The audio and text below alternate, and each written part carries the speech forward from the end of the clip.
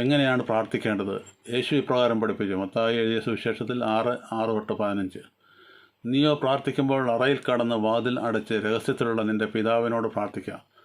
രഹസ്യത്തിൽ കാണുന്ന നിൻ്റെ പിതാവ് നിനക്ക് പ്രതിഫലം തരും. പ്രാർത്ഥിക്കൽ നിങ്ങൾ ജാതികളെപ്പോലെ ജൽപ്പനം ചെയ്യരുത്.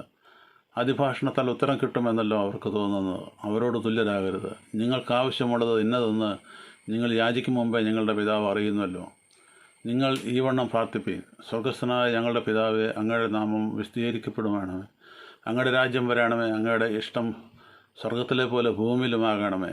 ഞങ്ങൾക്കാവശ്യമുള്ള ആഹാരം ഇന്ന് തരണമേ. ഞങ്ങളുടെ കടക്കാരോട് ഞങ്ങൾ ക്ഷമിച്ചിരിക്കുന്ന പോലെ ഞങ്ങളുടെ കടങ്ങളെ ഞങ്ങളോട് ക്ഷമിക്കണമേ. ഞങ്ങളെ പരീക്ഷയിൽ കടത്താതെ ദുഷ്ടങ്കിൽ നിന്ന് ഞങ്ങളെ വിടുവിക്കണമേ. രാജ്യവും ശക്തിയും മഹത്വവും എന്നേക്കും അങ്ങേക്കുള്ളതല്ലോ. ആമേൻ, ആമേൻ. നിങ്ങൾ മനുഷ്യരോട് അവരുടെ വഴികളെ ക്ഷമിച്ചാൽ സ്വർഗസ്ഥനായ നിങ്ങളുടെ പിതാവ് നിങ്ങളോടും ക്ഷമിക്കും.